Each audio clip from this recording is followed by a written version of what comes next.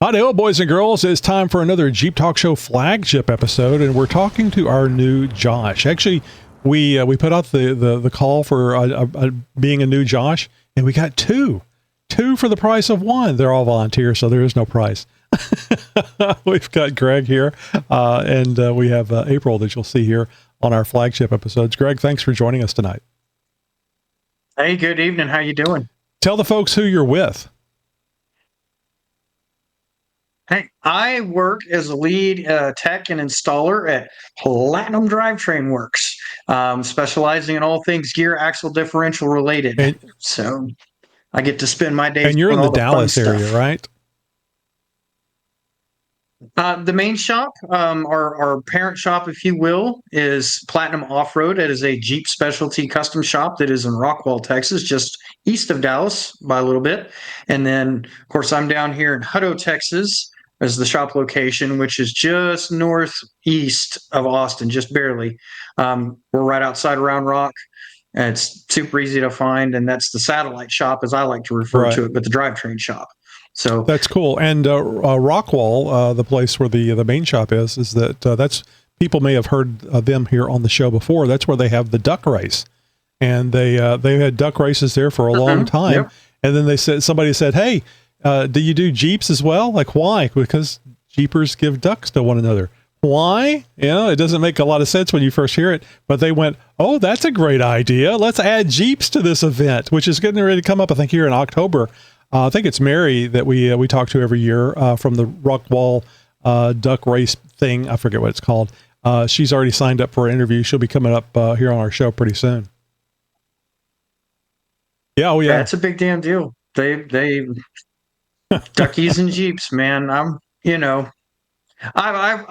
enjoyed the trend when it was young, just for the sake of, because I've got little kids and they get a kick out of the ducks. So I don't keep them and display them. I give them to the kids if we find one on the Jeep. It's a toy at home or ends up in the bathtub. But, no, it's a great idea because it gives a lot of people, children, women are more akin to the duck things. Think it's so cute.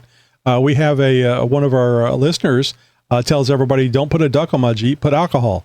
And he's actually had one of those little airline alcohol bottles put on his Jeep handle. So I've seen the pads. They've got the little pads that you can bolt on there or stick on your Jeep that have the little landing pad. And I've seen them sometimes in photos and stuff. I guess people catch it on accident, and it's they've got a drink sitting on it because it's really convenient when you're parked just to have that instead of a. It's like, who needs a cup holder? Tink, it's right there. All right, Greg. So we're going to make use of your expertise because you do drivetrain installations, and you correct me on any of this. You have a wealth of knowledge, but your primary focus on your day-to-day is installing ring and pinions, and not just Jeeps too, right? It's more than Jeeps. No, it's almost everything. The current setup. We can handle anything up to like a 2.5 ton size, a regular cab vehicle on the rack, like F450, F550 wouldn't be a big deal.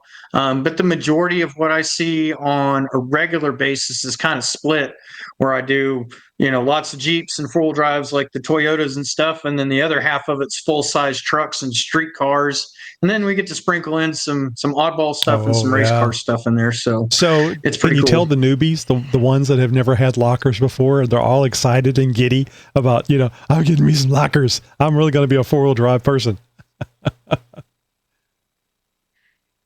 Well, yes and no. You can, but you can also get yourself into some jams and tear up some equipment pretty easy if you don't learn how to do it right. Have you had some reoffenders? Have you had people go out and break it and have to come back? Oh yeah. And I'm not going to name names. There was one person in particular just a few years back. Was it Janet? You can tell me if it was Janet, because she's a team member. No. This was a gentleman that is kind of well versed in my locale as far as having it being known. He tore his up on a regular basis. It was a 2019 or 2020 4-door. Regular Rubicon, and he was one end to the other. He was always breaking. He was only on 37s. Had 513s. He'd tear those up. He'd tear up axle shafts. It was just every few weeks. It was again and again. Well, back then, those lockers were not available the factory ones for the Advantech M210, M220s, you couldn't just go get them anywhere. The dealerships wouldn't sell them to you out of the parts houses as just a locker. What they made you do was buy the whole housing assembly with the ring and pinion and the locker in it. That's the only way they'd sell it. And we ended up with 3 spare housings at the old shop from this gentleman, burning through locker after locker. Good thing he was a high-dollar airline pilot, huh?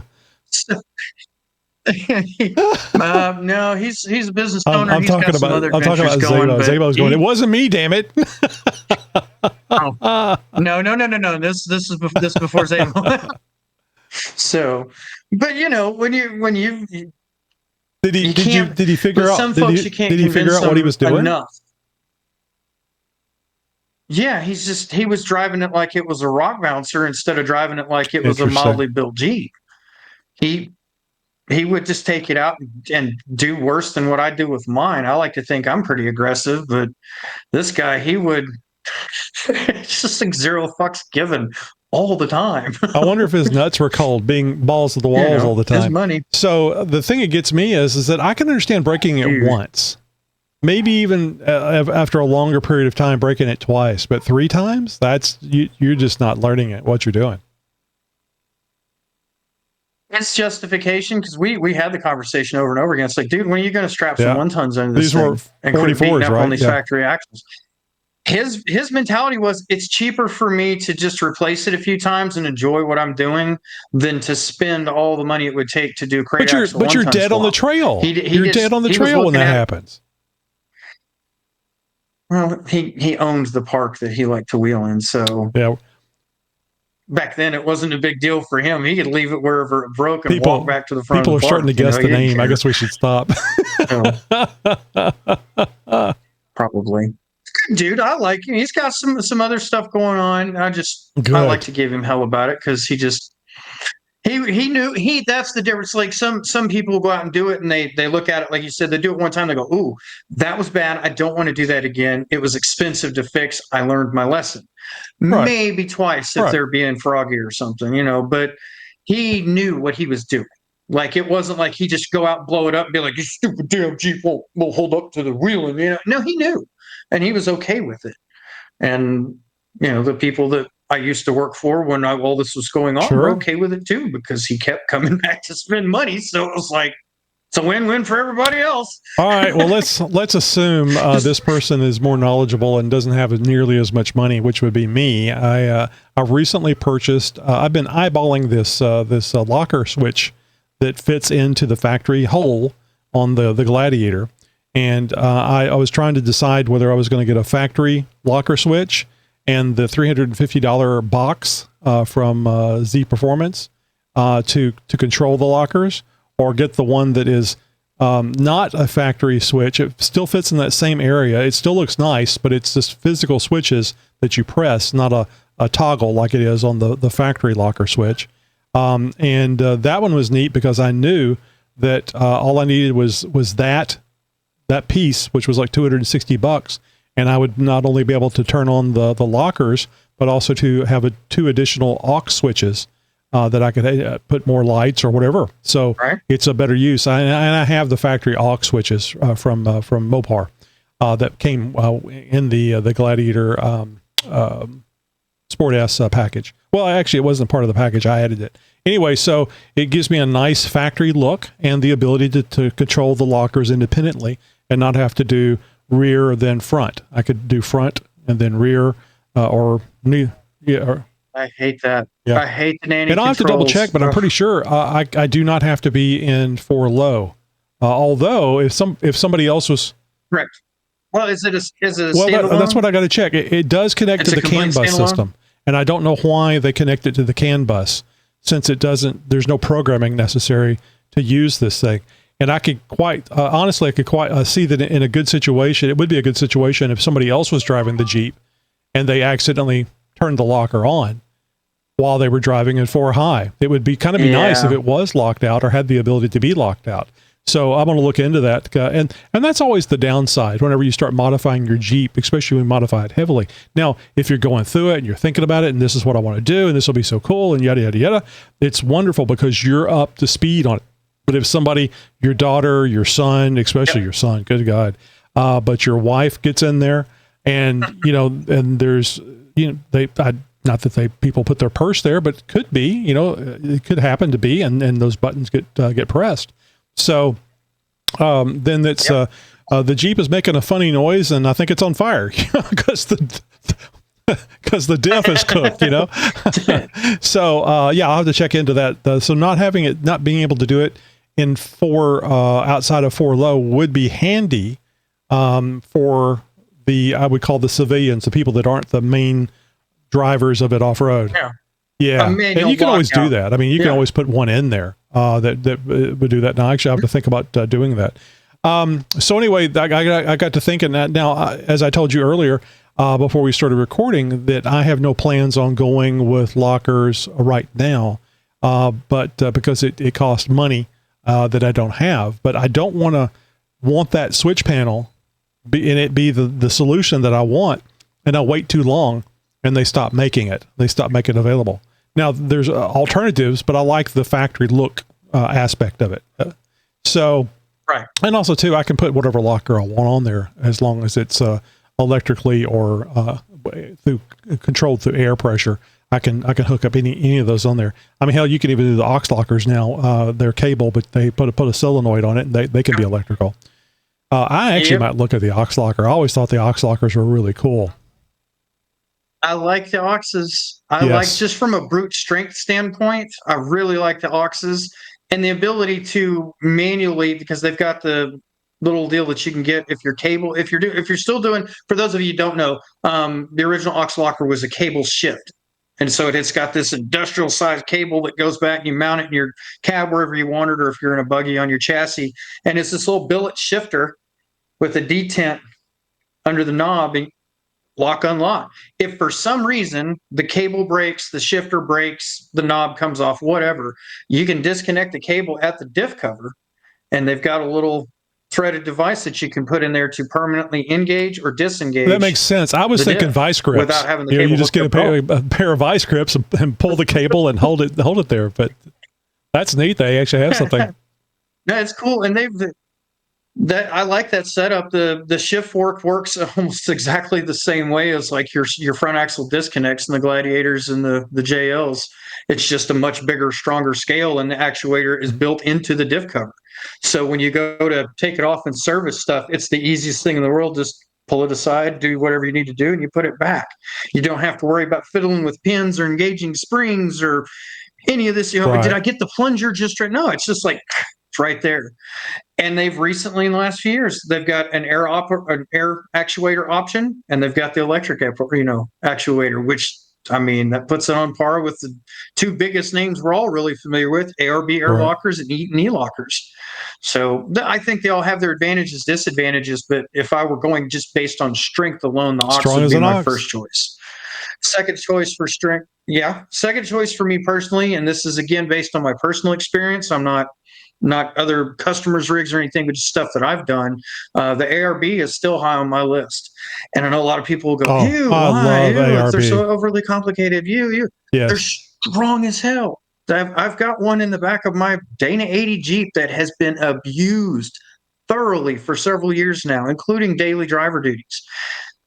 Not a problem one, ever. No hiccups, no nothing. It's always worked when I needed it. I haven't had any issues with it. So the Eaton e-lockers, last on my list, certainly not the worst. I mean, the Eaton e-locker is pretty damn, given the axle assembly. I'm not going to compare an Advantech to a full float 1-ton, like the Dana 44. But for what it is and how it functions, it is insanely reliable, provided you can put power to it. But that's also a plus. You could lose everything on the factory side of the vehicle from your battery and your alternator, and any 12-volt power source, any 12-volt battery of any kind, you could put a hot in the ground on there, and that locker will still engage. So if you absolutely had to in dire straits, you could still make the thing work with a little creativity. So cost, they're all about the same. By the time you add all the crap, like an ARB by itself, just the locker, is not as expensive as like an Eaton e-locker for the same axle, Dana 44. But by the time you buy whatever compressor you're going to get, which there's lots of options, mounting hardware, the switches, by the time you get all the stuff to make the locker work on an ARB, cost-wise, now you're right up there with what an E-locker costs. So for a lot of folks that I've seen, it comes down to either just brand loyalty or what they heard around a campfire, because for strength and functionality, as far as what they do and cost, they're pretty even. You know what I mean? My XJ has a Chrysler 8 1/4 with a ARB air locker in it. I do have a locker for the high pinion Dana 30 in the front. I only have 33s, and I'd still have to baby it. But I haven't put that locker, haven't installed that locker yet. And when I say I haven't paid somebody to do it, because I'm not going to do it. Could I do it? Yes, 3 tries I probably could, but there's carnage and expense for those 3 tries. So just let the professionals do it right the first time. Or if it's not, and if it's not done right, you can bitch at them and say, "I thought you knew what the hell you were doing." Let it be my headache. Yeah. Well, doing it more. I mean, you've already been through your 3 tries, so you know what to do. That's a steep learning curve.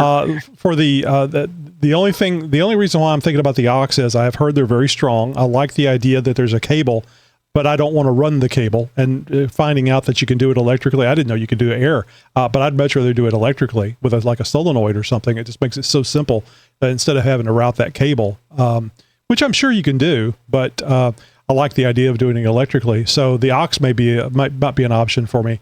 But right now I'm looking at ARBs front and rear for the 2021 Jeep Talk Show Gladiator. It's a Sport S. So it has what you said earlier. What are the axles? 210 and 220. So if it's the 44 front, that's the M210, and the 44 rear is the M220. If it's a Dana 30 front, it's an M186, and if it's the Super 35 rear, like we saw for the latter half of 2018 and some of the early 19 models, then they call it the Super 35, which is an M200. All those designations means that Dana went away from using the standard measurements in inches and fractionals, and they switched over to metric. So that number that you hear after the M is the diameter of the ring gear. So M186, that's 186 millimeters. M220, it's 220 millimeters, which is roughly equivalent to like basically an 8.6 or a little over, So those are the 4 axles used. Now there's variations on the theme, obviously, when it comes to width, knuckles, solid front axle or the split. Some of them, Mojave, Rubicon, the Latitude, there's all these different trim levels, and you have different options. Wide track versus narrow track versus sport. Are they all still the same? And they're all still the same M200 or 210 or whatever, because it's the width of the ring. So how do you tell? Is there anything that you need to be careful of? Like, for example, the Sport S Max Toe is supposed to have the same axles as a Rubicon. So they're an inch longer. Okay, go ahead. Tell me more about this. Wider. So if that's that, then it's the wide track. So they're the same stance, and it's an M220, M210, same as the Rubicon as far as housing, ring and pinion, all that stuff. What you don't have is the electric lockers, unless you tick that box. So you've either got, I know you got, if it's factory, you got an open one up front, and then the rear, depending upon which box got ticked, it's either going to be the limited slip, the track lock, or it's for the Max Toe, you get the limited slip. And for and correct me on this, my understanding is all Gladiators are Dana 44 front and rear. It's only the Wranglers that can get the 30 up front. So I think, because they had, someone caught me off my homework. Well, you got something to look up. I don't remember now. Yeah. You got me on that. I'm trying to remember. So it's the Wranglers, JLUs with the 30-44 combo or 44-44 combo. And then you're right, the Gladiators, it's 44-44, but you also have the difference in the Sport, the Max Toe edition, which is the same thing as a wide track, like Mojave or something. And then the Rubicon has the difference. Of course, they changed spline counts because the E-lockers have a bigger spline count in the rear than the Sports do. So they did the same thing with the JKs, and they did the same thing with the TJs. Your spline count and axle shaft diameter goes up with the Ruby, but you also end up with the offset length passenger driver in the rear because of the locker. Whereas the limited slip ones and the open diff ones, the axle shafts are same length passenger. So let me and ask you driver on the this: rear. does that So it mean gets that even if I more go with confusing. it, what ARB would I have to get to go in the Dana 44s with the max toe axles? It would be different than if it was a Rubicon. So it's going to be the same. Yes, because of spline count. You would want to make sure that they understand when you're ordering it that you're not ordering for a And Rubicon. And this is Because there is a pissing me spline off. What's the difference in the rear. spline count on the Rubicon? Those bastards.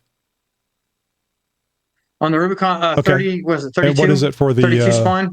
the Sport S Max Toe, the wide tracks? 30. They're 30s. But you don't have to change. I mean, when you're getting the locker, you just have to match it up with the right spline count with the axles that you have. But it wouldn't. And carrier brake, depending upon gear ratio. Which in your case you wouldn't have to worry about it. It's going to be wide. If you're re-gearing it anyway, they're all going to be thick gears. You'll end up with the same locker front and rear. In that case, the only difference will be the gears to the front, high pinion versus low pinion in the back. So that'd be the only you'll end up. And there's several of them that are like that. The old school Rubicons that were low pinion 44 fronts, TJLJ Rubies, is the same locker on both ends as far as functionality, but there was a spline count difference in the later years, whereas the older ones weren't. So a lot of guys, because the rear was not only a locker, it was also a limited slip.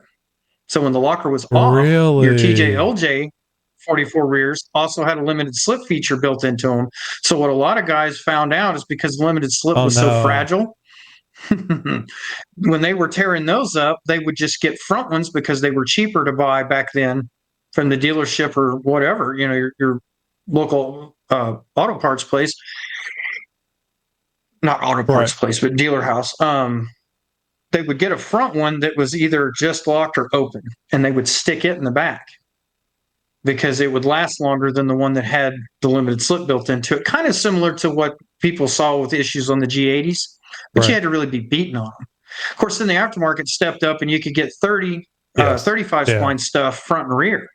When the aftermarket kicked in for those, and it was like, hot damn. Now, again, this is back when we all thought 37s were about as big as nobody's bigger than 37.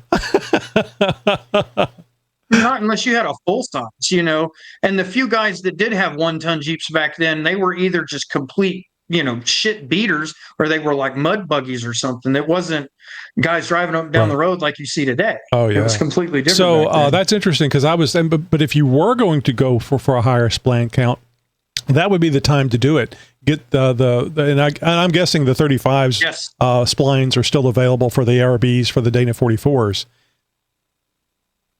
They've actually there's some of them that are newer to the market as of recently where they've started because they've also got the Advantech that started to come out in the last year or two that is a full float rear, even though it's still an M220, it's a full float, and I mean that's taking it to a whole nother level. So it's pretty cool that they're doing that, and it's definitely helping strengthen those axles to handle more abuse, but still slapping a 40 or 42 inch tall tire on a half-ton rated axle assembly, even with some upgraded internals, you're still asking for trouble if you're going to beat on it. It's like, my buddy that we talked about earlier, you know what's coming if you're willing to do it, but man, that's a lot of money to keep spending on something you're going to keep tearing up. So my thought has always been this, and you tell me what you know from your experience. If you have lockers, you don't have to beat on it as much. A lot of obstacles can be overcome with speed, inertia, hitting it hard. Momentum, yes, using the momentum. And but if you have lockers, now you can do a more controlled up and over or through something. So it doesn't mean you won't break it, but as long as you're not shock loading it and doing some of the things that we were talking about, you're less likely to break things. So a tool is going to make it better for slow and less breakage. Not as much fun for the crowd, but screw them. They're not paying for it.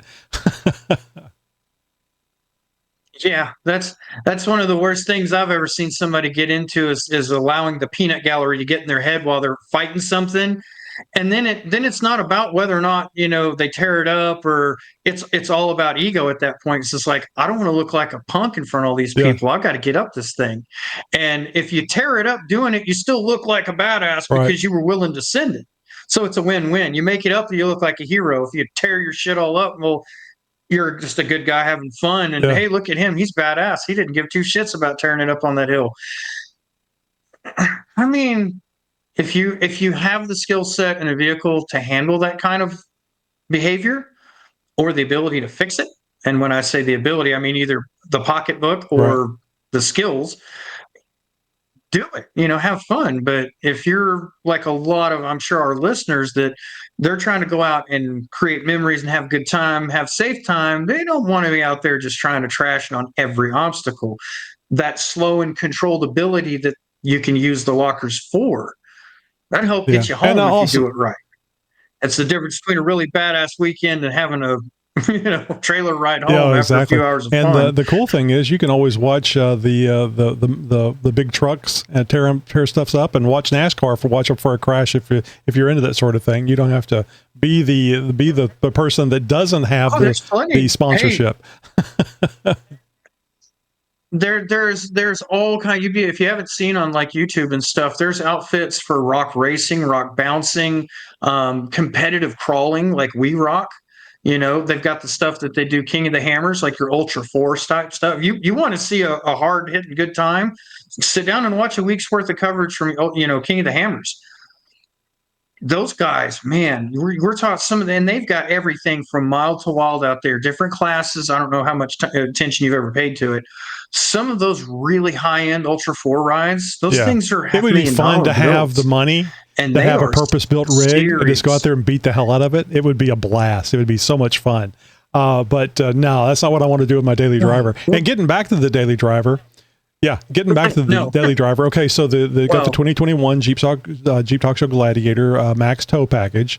So say I'm going with ARBs, so I get the ARBs, and they're the same. You say they're the same lockers front and rear? Yeah, since yours is a non-Ruby, it'd probably be the same. You'd end up same actual carrier. The locker itself physically would be the 30 same spline from factory. But if I wanted to upgrade the axles, I could go with a higher. Go with 35. But of course, it gets stronger there. But that just means things that are further down the line are more likely to break. So U-joints are a good thing to break, or RCVs are a good thing to break. Are you a pro RCV person? I don't know about good to break. RCV makes some really badass stuff. Don't get me wrong.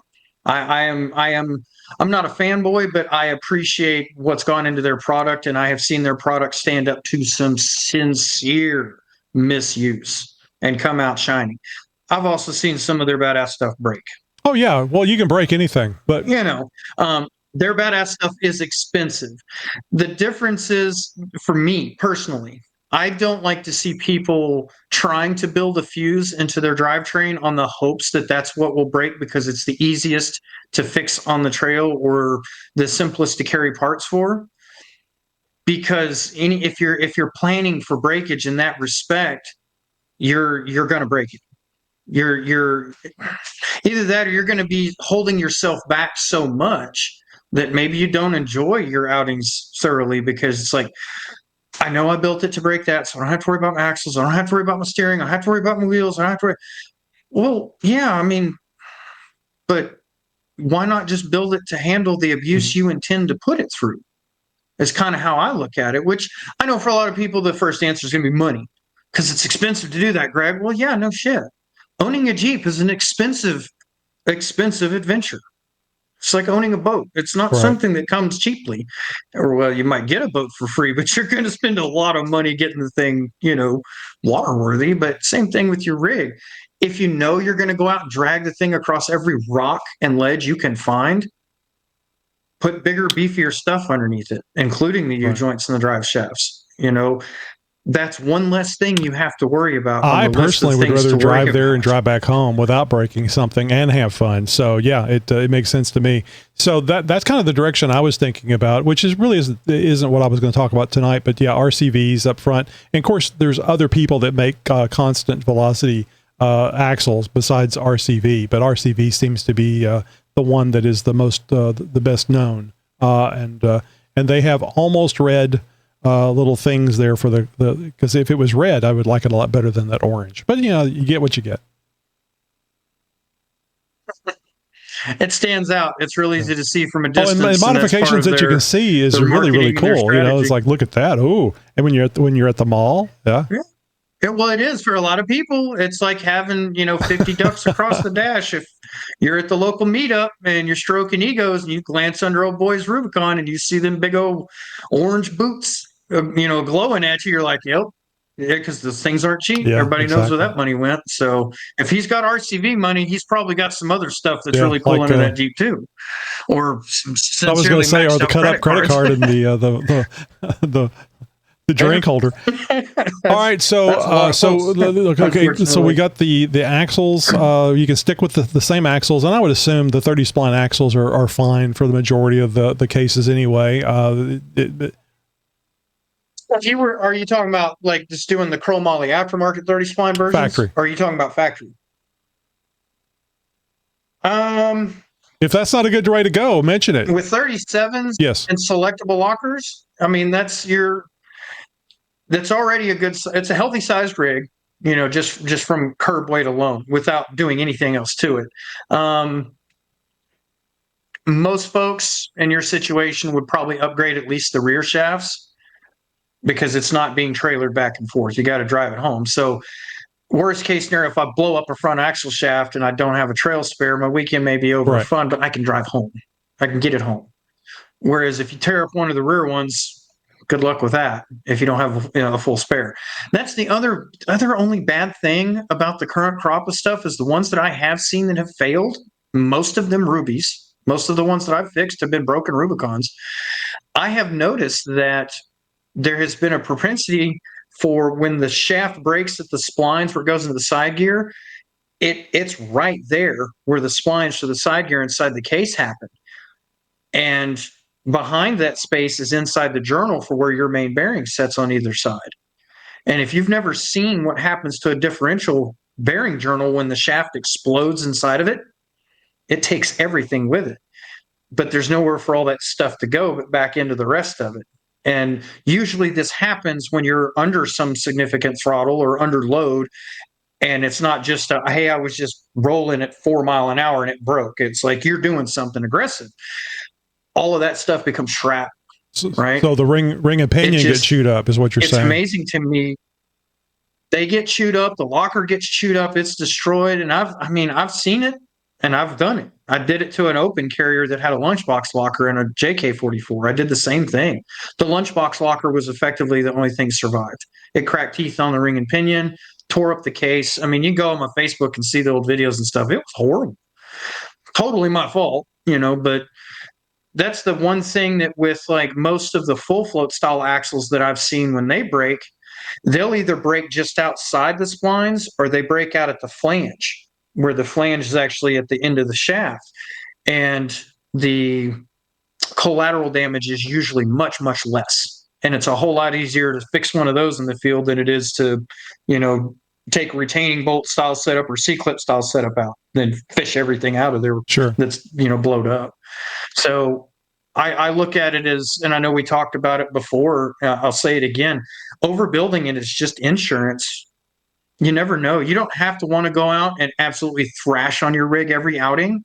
Yeah. But shit happens. Your foot slips on the throttle or off the clutch, or you misjudge a drop, or you don't listen to a spotter, or whatever, swatting at a fly, and all of a sudden you're laying on your side. Shit happens. And I would much rather, me personally, have everything under the rig built to a point where no matter what, I'm still going to be able to get myself out. So you're saying the short of driving smart, it off the cliff. Yeah, the smart thing to do would be go with chromoly rear axles at least whenever you're going with when you're going with the lockers.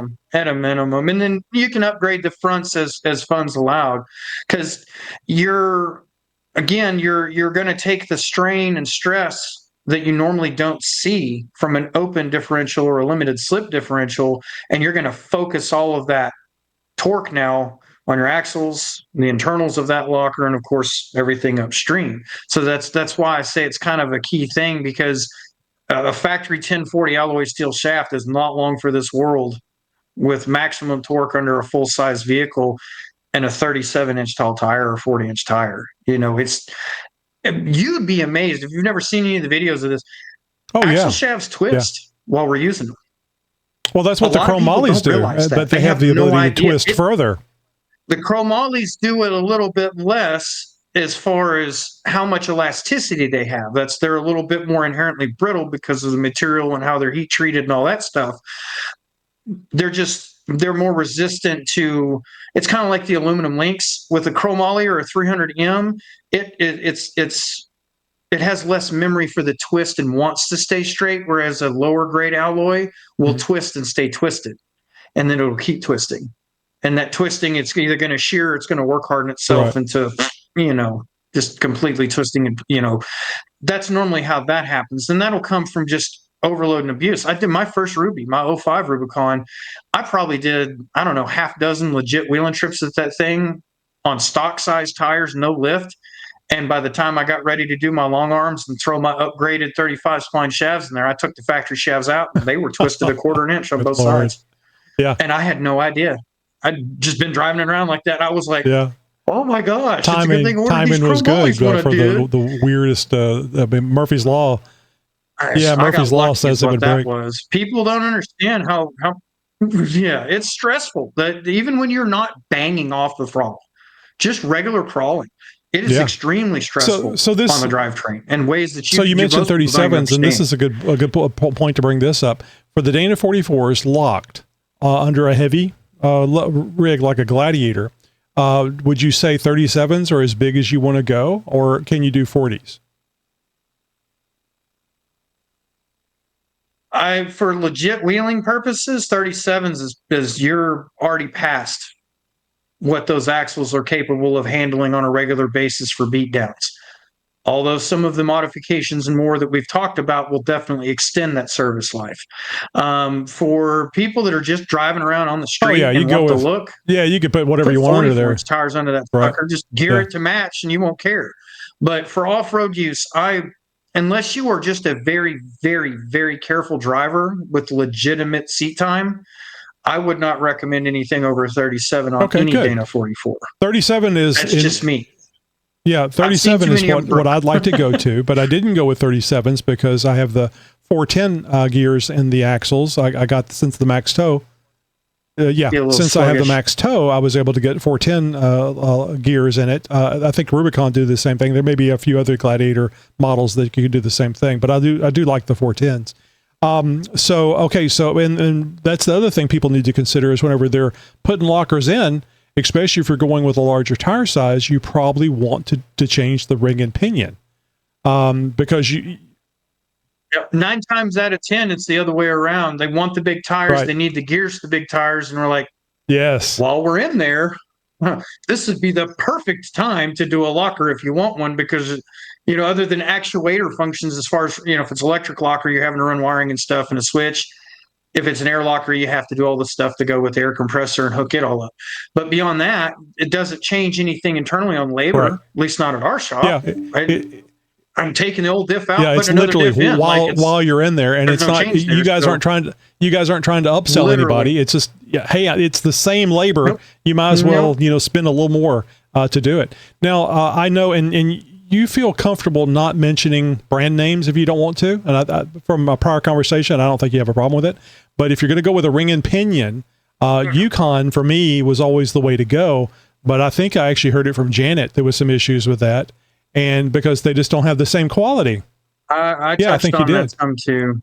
Yeah. No, there's, unfortunately, Yukon, if you go back 6 to 8 years or so, it was a whole different thing. Yukon was, and like, I need to just send you some photos and videos.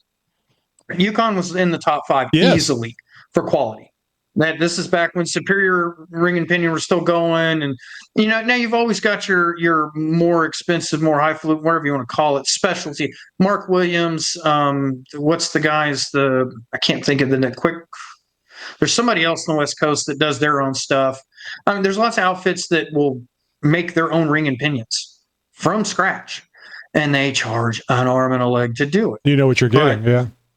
It's a little bit different than production stuff. Yukon, unfortunately, and this is the hard truth, they're owned by Randy's Worldwide, and they moved all of their production to China. And before anybody wants to get all, oh, he's being racist, he's being this, no, it's just they did it because it's cheap fucking labor. That's all it is. And the quality of the materials they were using has started to go down. Their QC is almost non-existent these days. The customer service is a joke at best.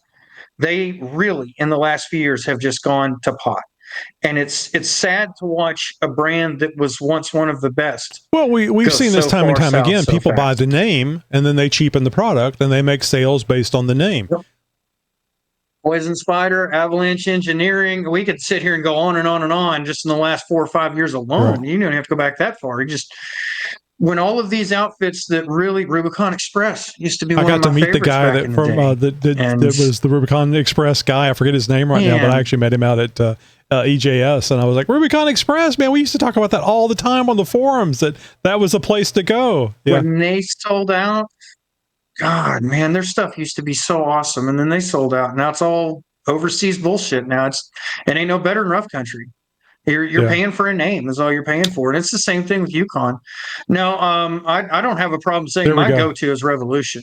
I've been running them in my personal vehicles for years without any issues, and I think I've probably sold and installed more Revolution ring and pinions in Central Texas than like all the other local shops combined. I mean, I've done a lot of Revolution stuff, and their quality is outstanding. Their warranty is excellent. Their customer service is always top notch, and you don't have to be a dealer to get it either. Like everywhere else, they're still human. Mistakes are still to be had from time to time. So I don't want to sound like I'm just talking about when we buy something, when we buy parts or vehicles or whatever, we're going with what's the odds. The odds are better than going with something that the odds aren't as good with, and that's all you can hope for. There is no perfection. So Revolution gears. So now the next question is, what gear ratio? What's the right gear ratio to go with 37s? And I know you've had this discussion before as far as, well, it depends on what you're going to do. So Yep. So what motor transmission does your body have in it? The 8-speed. And and of course, I don't think it matters on the transfer case. Even if I was to go with an Atlas or a Rubicon transfer case later, I don't think that would make a difference in the gear, the diff gears, would it? It can. And the only reason I want to touch on that is because it does come back to what you're doing with it. Somebody that spends a lot of time in the mud, the sand, the snow, places like that, where they're not doing a lot of low speed stuff, they're not going to have any fun with a 4-to-1 transfer case, a 4-to-1 low range. They're going to hate that because in first gear, you got no wheel spin, none, not good for flinging mud or snow or rocking in the desert.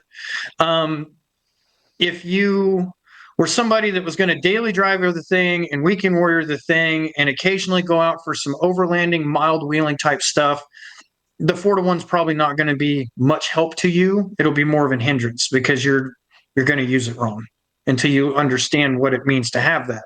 So in your case, knowing what little I know about the vehicle, most people would say 488s.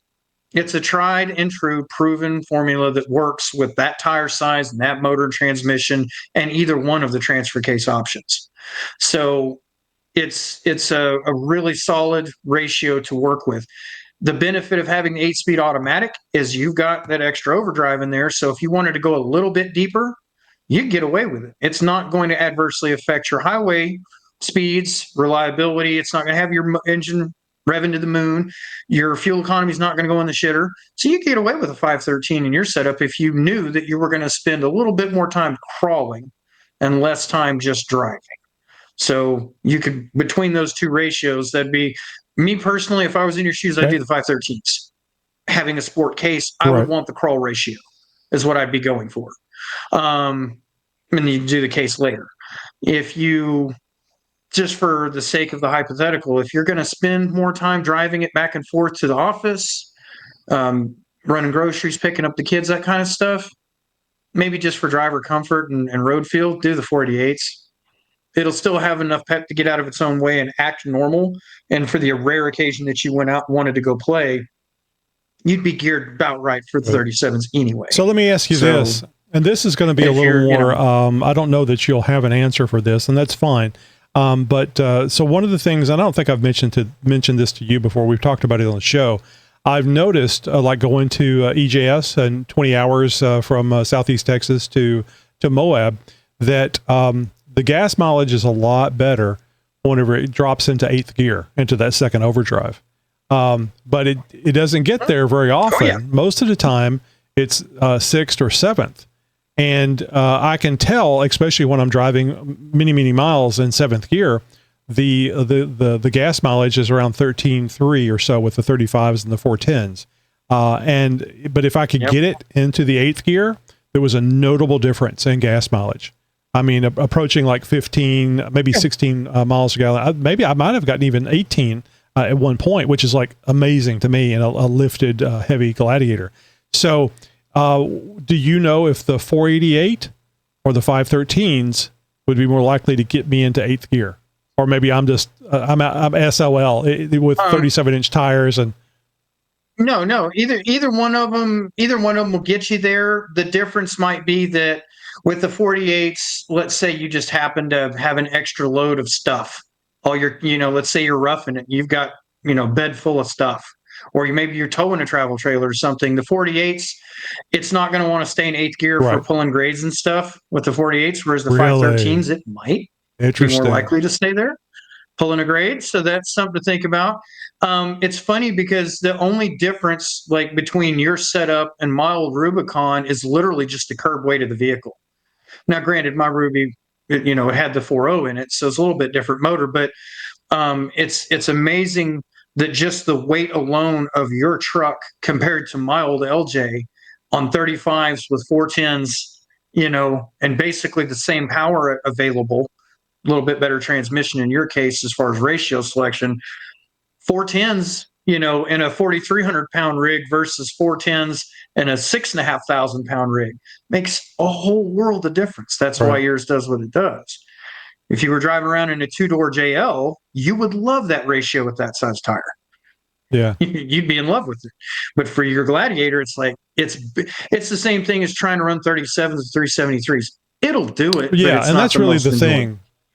It's just like whenever my XJ, and it had whatever it was, the 373s or whatever it was, came from the factory, and I put 32-inch tires on it, and it was a dog. I had the AW4 transmission in it, so it would shift down going over overpasses and stuff. It was horrible. And when I got the 456s in there and 33s, it was a completely new Jeep. It was just like it was when it was stock. Yeah, it actually is over-geared for stock, yep. So I get a little more out of it. I actually need 35s to get it back to factory gearing, overall gearing. But it's a lot of fun to drive with that 4.0, the torquey 4.0. But anyway, okay, good. So I think we have a plan now. We just need to get everybody to send me in thousands of dollars so that I can get those done. Oh, and I'll bring this up because I know this will be a question for. This is the part where you drop in the exactly. OnlyFans link, you right? have an OnlyFans? It'd be great if you wouldn't mind helping out here. You want some free pictures of my fat feet? Hey, some people do. So anyway, the only thing, and this is a good question to ask because I'm not the only one. So the cool thing is, I now know somebody that can install the gears and the differentials. But as I see it, the problem is you're too fucking far away. Because whatever you install gears, differential gears, you can't drive highway speeds for 500 miles. Or am I wrong?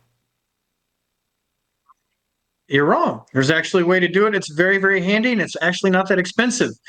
So there's a process that you can get, like Revolution offers in-house for their brand of gears, and then there's outfits that you can do it. They're just independent outfits that offer it, but it's called REM or RSF.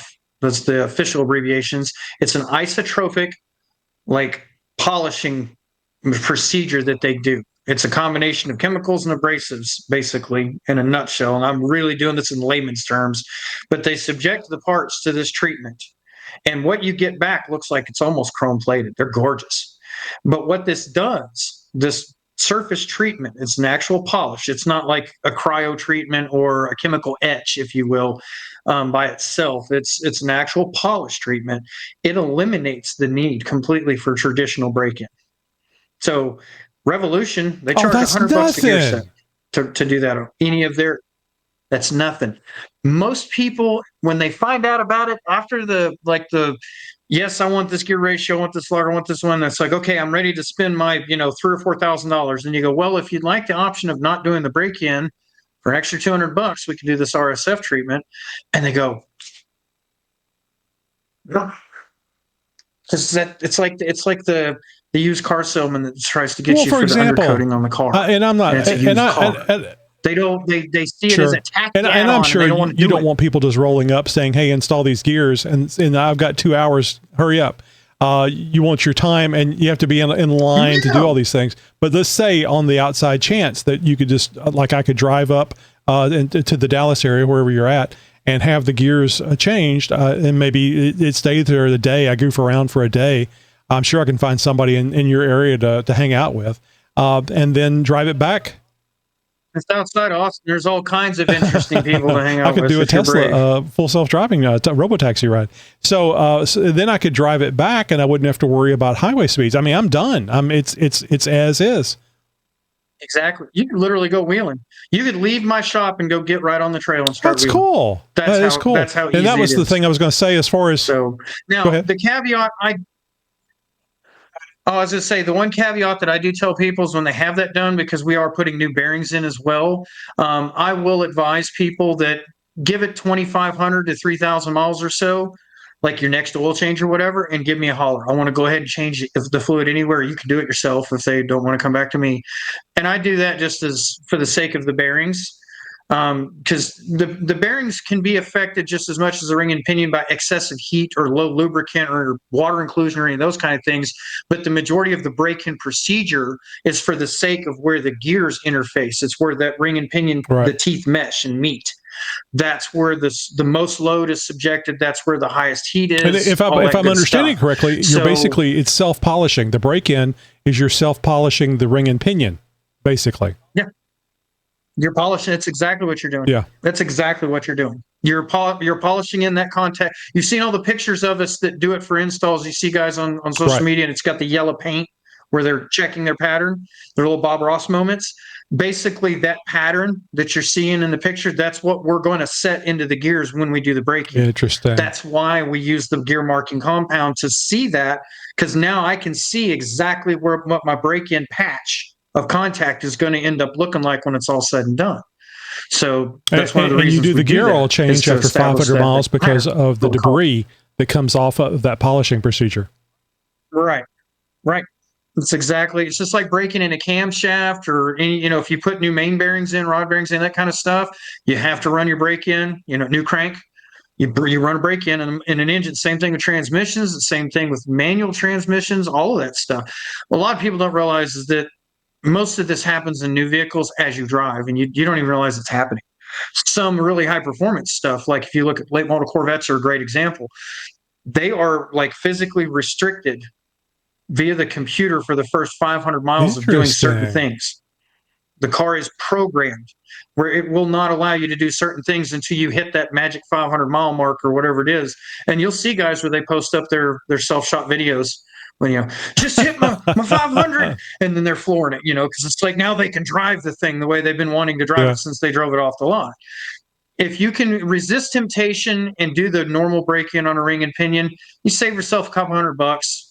But other than that, it's a long drawn out hassle for most folks, unless you have a good commute that you can use to do that. What is your recommended top speed to drive your Jeep after a differential gear change? The ones that are just the stock ones that don't, I shouldn't say stock, the ones that aren't polished at the your standard gear installation. So during break-in, the gear break-in procedure that we recommend is we're going to have 2 or 3 heat cycle drives. A heat cycle drive consists of 15 to 20 minutes of driving normally while varying your speeds, and you try to keep it under 50, 55. You don't want to go much faster than that. And you'll drive it for that 15 or 20, just casual, easy, laissez-faire driving, and then park it for an hour or two, let it cool off. Doing that once is a heat cycle. We're going to repeat that process 2 or 3 times. I like to see 3. After the final cool down, now you can drive regular speeds all the way up to highway speed if you want to. You just, drive normal is all you do. And we're going to do that for another 400 or so miles past those 3 heat cycles. And if you do it right, you'll end up with a grand total of about 500 from start to finish, give or take a few. The key points are no towing, no burnouts, no drag racing, no rock crawling, no, tollway, on-ramp bursts, none of that stuff. You have to grandma the thing around through the entire process. Yeah. That's it. Otherwise, you're going to overheat it, overload it, burn it up. And you can't sneak that past anybody. If you don't do the break-in process and you come back, try to tell me my install was bad, and I send those gears and those bearings off to the manufacturer and they look at that nice, pretty rainbow pattern from the heat overheating that gets etched into the teeth in the bearing cages and races, yeah, they're not going to give a shit what the install was. All they're going to see is, these gears are heat scorched. They run hot. Somebody didn't break them in. When were they installed? What was the mileage? They want to know all these things. I've been working with the technical guys at Revolution long enough that they don't ask me what my setup parameters are. They used to. I used to, back when I first started working with Revolution, if I had any kind of a question or warranty or anything, what was your backlash? What was your pinion depth? What's your pinion torque? What brand bearings did you get from us? Are they Koyos or are they Timkins? What was your backlash? What did your pattern look like on the coast side, the drive side, and the head of the pinion? They want to see all of that stuff before they'll even entertain the idea of talking about a warranty. Now, because of the relationship I've established with them over the years, I call up my guy at Revolution and say, hey, man, I got a noisy gear set. He doesn't question my setup. It's just like, okay, we sent you a bad set. We'll get a warranty one out. It's on the way. So you've told us a lot of great information here. You got a lot of knowledge, and Revolutions believes in you. So somebody is interested in getting a gear set installed. Yeah, spend a lot of money with them. Somebody's interested in getting gears installed. Tell them where the shop is, and tell them how to get a hold of you. Oh, yep. So Platinum Drivetrain Works. We're all over social media. You can catch us on Facebook, on Instagram. Shop number is 325-248-4000. It's a mobile number. You can text it. You can send photos. You can hit us up through Messenger on the Facebook. If you want to do it that way, you can hit us through is there a different name for it on Instagram? Whatever the Instagram messages is. You can messaging, if you need direct to reach message, out that way. Email. Yeah, any of that kind of stuff. And then obviously I'm at the shop Monday through Friday, 9 to 5. Closed for most major holidays, closed on the weekends, unless it's a special appointment of some kind. Check them out. I mean, I would have, and everybody here on the show knows how particular I am about having people work on my vehicle, because I don't like anybody working on my vehicle. I trust you, Greg. You're obviously very knowledgeable about it. I've spent so many years learning how to do so much of this stuff for myself for that very reason. When I was a younger man, it was either I couldn't afford it or I didn't trust somebody. It's your baby. You spend years and untold amounts of money getting your rig where you want it. The last thing you want to do is hand the keys off to some random technician in a shop. Be like, yeah, exactly. Fix my baby. One of the questions to ask is, when I was a kid growing up, my dad was the one that would stand there and watch them. Like, we go to Discount Tire. That's me. There wasn't That's no what I do. room for the nickel plan. We stand out there at the end of that damn door, and my dad had just watched that old boy every step, or youngster usually, and it was like a thing. Dad, nope, don't want your coffee, don't want your complimentary water. I'm gonna watch what that guy's doing the whole time I'm here, and I'm not standing in there. I'll go in there. I'll go in there and stand. I mean, I don't like to mess with anybody. I don't like to question anybody, because I know how I'd feel if I'm trying to work and somebody's interrupting me. You can do as much damage interrupting somebody and their thought process, but I can watch and I can see that they torqued. They put the torque wrench on the wheel nuts or not, and say, hey, did you torque that? Oh, no, I didn't. Thank you. That happened at Discount Tire. I was actually able. Did you put my locking lug key back? Yeah. That's one of the worst. Put it in my hand, most people. So yeah, there's critical things. Oh yeah, it's stuck in the glove box. If you look behind the counter of the service writer at any discount in the nation, they've got a huge box and they're full of all these different wheel lock keys. You can be respectful to somebody, and anybody that cares about their vehicle understands your concern about the things that are important. And you're always the pilot in command. I don't care if somebody's working on your airplane. It's your responsibility because it's your ass that's in the seat. And especially when you're carrying passengers. So, no, I mean, don't be timid about that stuff. You can be respectful. You can be nice. And I always try to be because, they're doing work and it's hard. And if it wasn't so hard, I would be doing it myself. Or if I had the equipment, I'd do it myself. Ask the right questions. That'll tell you a lot about a potential. If you're looking at somebody to do work like what I do, or, something even more intense, let's say you want a custom cage fabbed up, or you want custom wheels made or something. You're not just going to go to any old Tom, Dick, or Harry off the internet and be like, hey, build this for me. You're going to spend the time to do your homework on some major thing like that. It should be the same thing with your gears, your tires, anything else that you're paying a shop to install for you. You got to know that you can trust that shop and that they'll stand behind their work. That's at the end of the day, it's not about how much it costs. It's not about fanfare. It's do they do quality installs and will they stand behind it? So that's how I approach it, because I would want that if it were me paying someone else to work on mine. And I've seen it happen too many times where people get women. It is like, if you're a woman going shopping for your Jeep, you don't go into some place like, a big national I'm going to say 4-wheel parts off-road chain.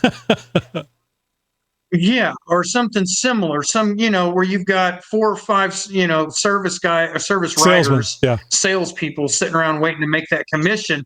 They don't give a shit about you. They're not going to sit there and give you. Well, you need a 3-way Henway on that Jeep, and what's a Henway? 3 or 4 pounds. Yeah. Something. They're just trying to pad that bottom line and get you in and out of there. Get you the credit card number. Go. They don't want to entertain questions. They don't want to. They may not know the explain answer. Things. They don't want to educate their customer. Yeah. Yeah. How many times have we all been to the local parts store and the youngster behind the counter, hey, I need some windshield wipers for my truck. Is it 4-wheel drive or 2-wheel drive? Ooh, I want some of those. I have a 2-wheel drive, but I want some of them 4-wheel drive windshield wipers. I want to see those. All right, Greg. Well, great information. Thank you for being here, and we appreciate you joining the team, being a host here on the Jeep Talk Show. All right, did this Jeep Talk Show episode get your engine roaring or get your gears whining? Show us some love by dropping a 5-star rating and a blazing review on your go-to podcast platform. It's your way to help us expand our Jeep family. Keep the adventure rolling by hitting follow on social media and joining our newsletter crew for the hottest Jeep updates and unmissable events. Got a burning question or a wild Jeep Talk Show episode idea? Fire it over to us at xjtalk.com/contact. Thanks for cruising with us, and get ready for more thrilling journeys ahead. Greg, thanks again. Broadcasting since 2010. You're my friend. You're my new friend.